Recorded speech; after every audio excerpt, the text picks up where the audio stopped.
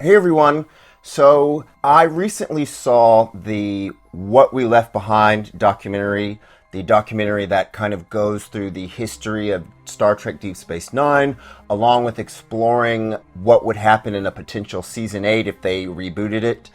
And I don't know how else to say this. It was the best freaking documentary I've ever seen in my life. So I'm kind of sitting on that and I'm like, oh, how do I qualify it so I don't look this or this way or that way? You guys, it was just freaking brilliant. If you're like me, a Star Trek fan, please go out and buy it when it comes out. I think it's released on Blu Ray and DVD like next month. You know, I do love documentaries. I love documentaries of historical figures. I like documentaries of certain celebrities I find interesting. I like documentaries of how things are made. And Deep Space Nine, or What We Left Behind, was just the best documentary I've ever seen. Now, I do admit I'm biased. I love Deep Space Nine. It's not the only show that I love, as you guys have probably figured out by now. But I grew up with Deep Space Nine at a time where I felt like I didn't fit in. And, you know, that's how a lot of people feel like when they're kind of in middle school or high school. I just grew really close to the characters in a way that I've never felt attached to a show before. So getting to explore or relive some of those moments was fantastic, but it was just such a powerful behind-the-scenes view. So I went, obviously saw it in the theater, even though, just to let you know, like I had already pledged some support. I had donated on the Indiegogo site, but I went to see the documentary, and I went to see it with a friend of mine who is a Trekkie, but does not like Deep Space Nine. And he's the kind of guy that's like, oh, I like Next Generation and Voyager, but I don't like Deep Space Nine. And at one point, I was so moved by the documentary, like I just teared up. Like it was crazy. I've never cried in a cinema before. And yet I teared up, and then I'm like, oh, God, you look like such a moron. Like, you know, you look ridiculous. And then I looked over at my friend, who's only seen one or two episodes of Deep Space Nine, and he was tearing up too. So again, if you love Star Trek, you're going to love it. It's brilliant. Go out and see it. To go a little bit more into depth, they did a gazillion interviews. They interviewed the main cast. They interviewed the producers. They interviewed some of the directors. They interviewed some of the makeup artists. They literally interviewed everyone. The downside of that is, you know, nothing really got to be explored in depth. And yet, you know, Ira Steven Behr and Nana Visitor kind of make jokes at the end of the documentary during the credits where they're like, well, what about this? And he's like, I had to cut it out. What about that? I had to cut it out. What about this? I had to cut it out. They, at one point, had interviewed Jonathan Frakes, Riker, from Next Generation, who's a big Deep Space Nine fan, and they just cut him out altogether because he just was, other than like one guest starring role, he wasn't really in the show. So to the extent that there's a criticism of the documentary itself, it's just there's only so much they could fit into 2 hours and 10 minutes, but they give you a little taste of everything and they do it really, really well. And then they explore what would a season 8 episode 1 look like. And there's a minor spoiler here.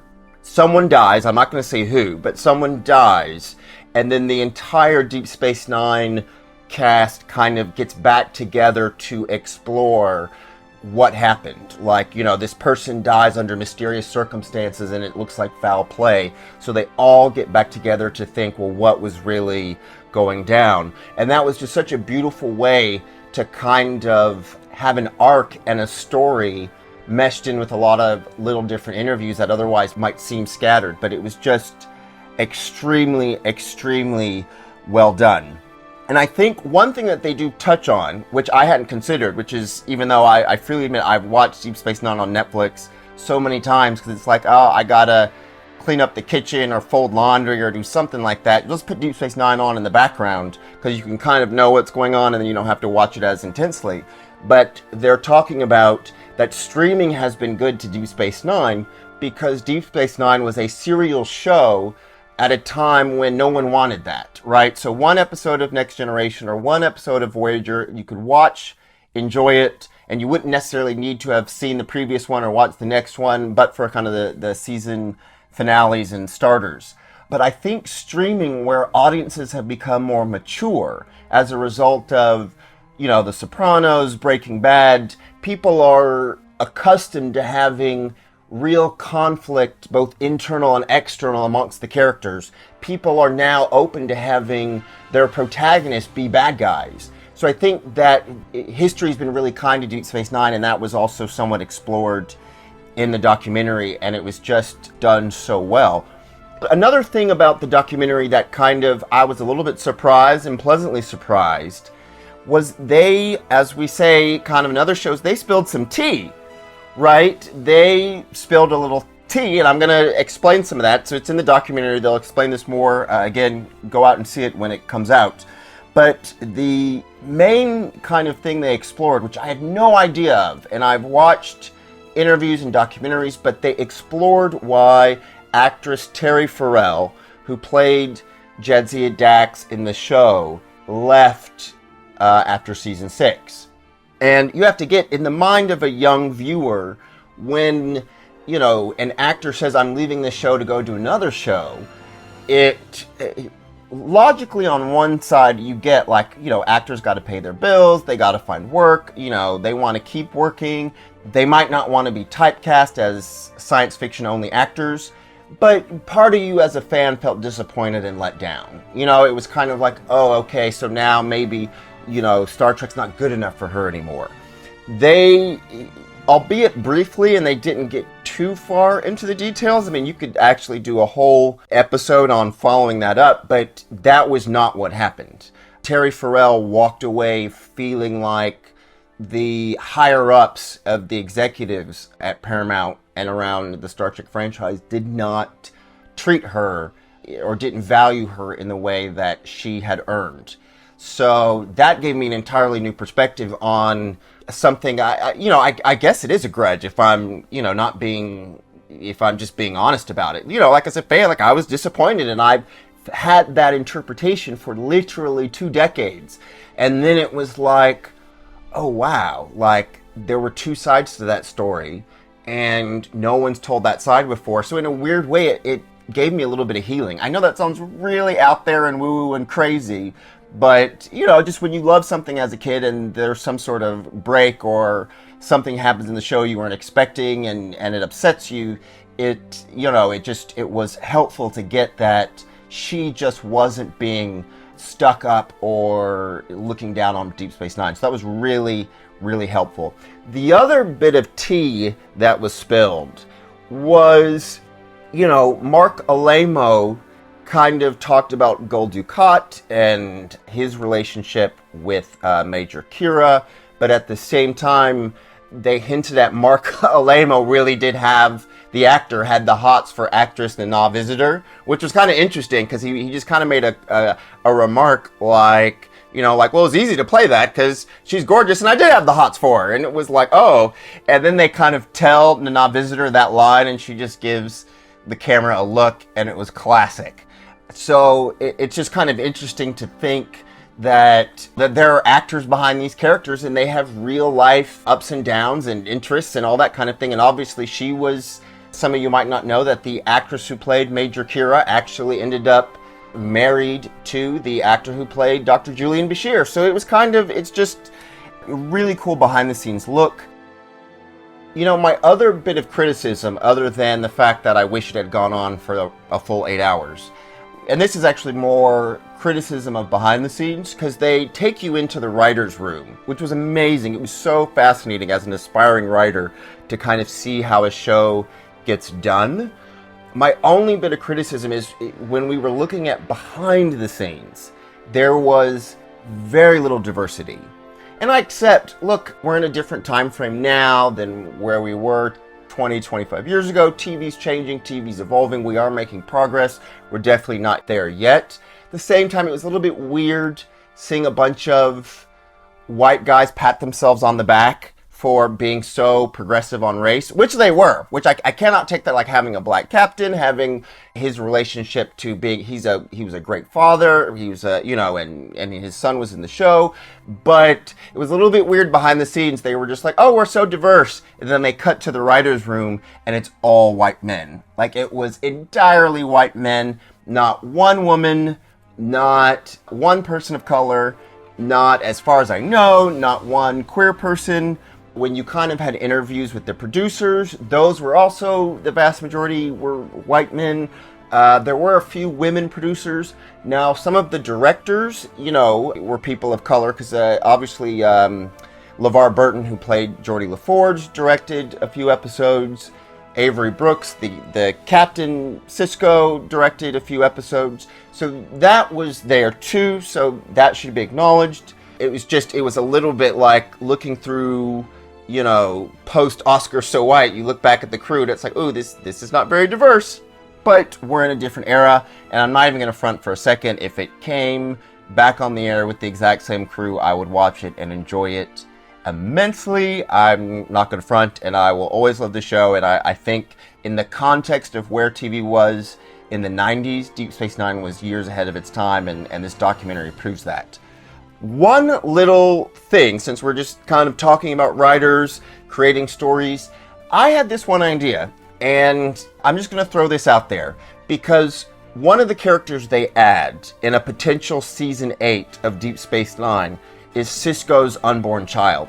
So when the show ends in 1999, Sisko's wife is pregnant with a baby, and then Sisko is kind of it's a little bit open to interpretation, but you could say he's dead, or he's living with these space aliens who don't really exist in normal space-time. So he's kind of in Star Trek heaven, so to speak, hanging out with these godlike figures. And so this child grows up, and he's an adult, he's in Starfleet, and he's just kind of there, and he's a good kid. And at this point, Deep Space Nine is no longer a Starfleet installation, so Kira is like a priest, which I thought that was interesting. And I was watching, Ira Steven Behr and the other writers talk about what they would do, and my pitch to them, why I think I could jump into the writer's room, would be switch their roles. Switch the roles between Kira being a priest and baby Sisko being in Starfleet. And I think that would create a fantastic set of drama.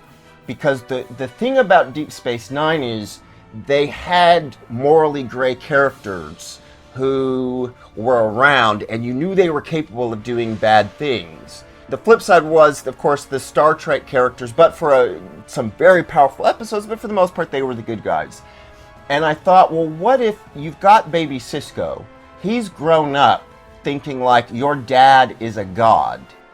And what if all that power and that fame and prestige, and I don't know what the equivalent of wealth in the 24th century, but he's a celebrity at a young age, wouldn't that corrupt you a little bit?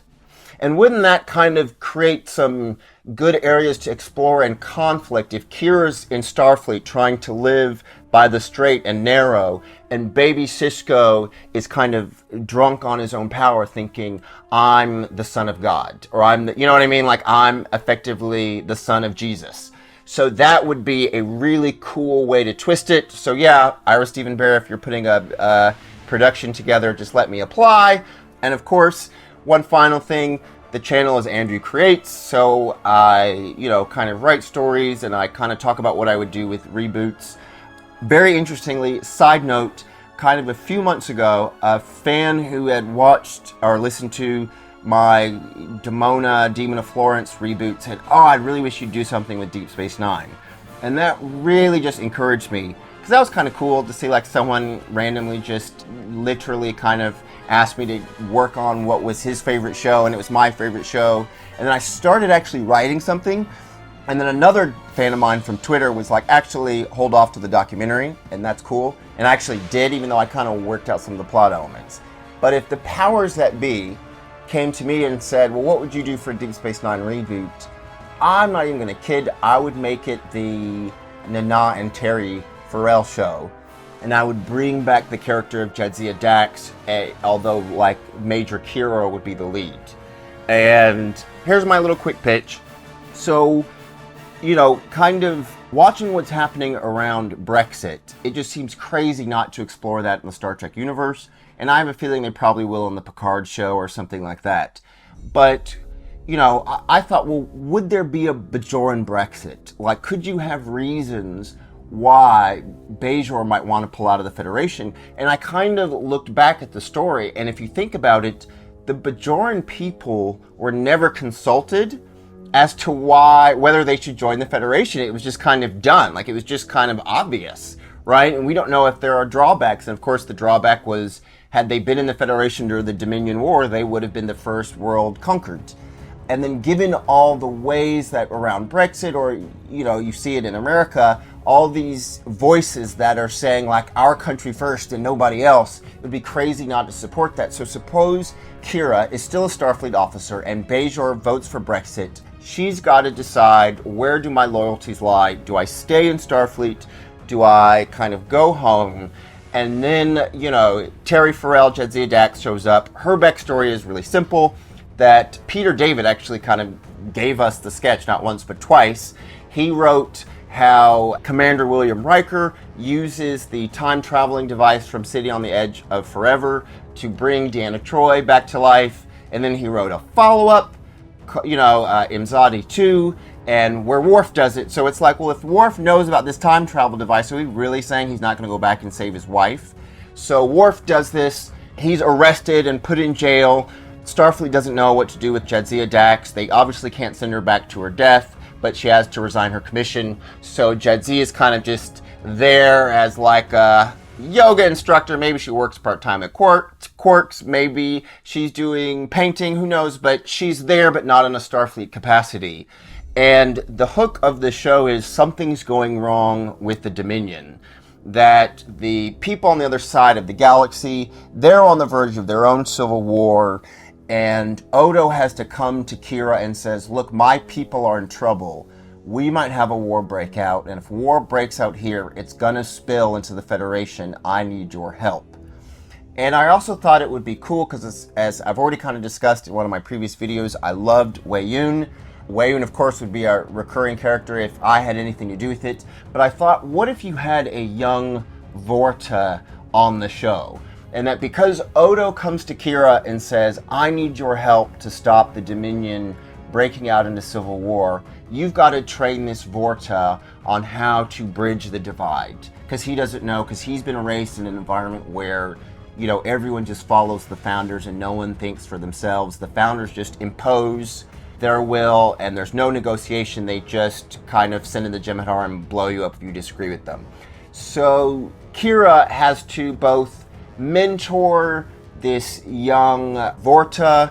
You know, in a weird way, she's come full circle because, you know, obviously when she started the show, when Deep Space Nine started, Kira didn't believe in the Federation, so Sisko had to mentor her on bridging the divide, working with people of different backgrounds and races, and now she's got to be the same.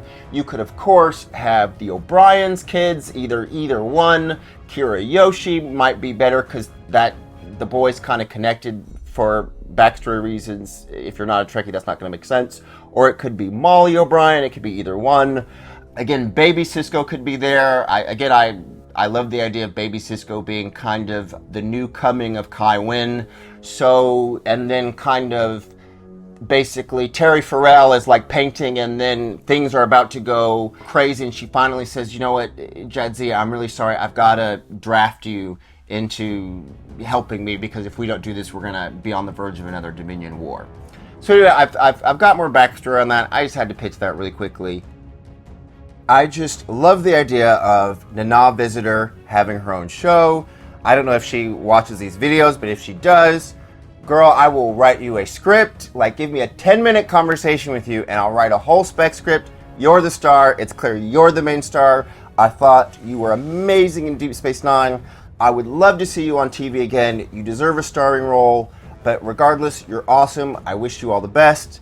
Go buy the documentary. Please, please, please don't just watch it on Netflix. I think in this era of reboots, Deep Space Nine could happen. And if enough of those documentaries sell, you know, Viacom is going to take notice. CBS All Access is going to take notice. So please, please, please do that. And for those of you who are curious, don't worry. My Demona Chronicles and kind of further adventures with gargoyles, that's coming in the next couple of weeks. I'm shifting it from Renaissance Italy to the Harlem Renaissance. So that's going to be really cool. That's coming out in a few weeks. If you enjoyed this video, please like and subscribe. Please consider becoming a Patreon. And I'll see you guys soon. Thank you so much. Bye.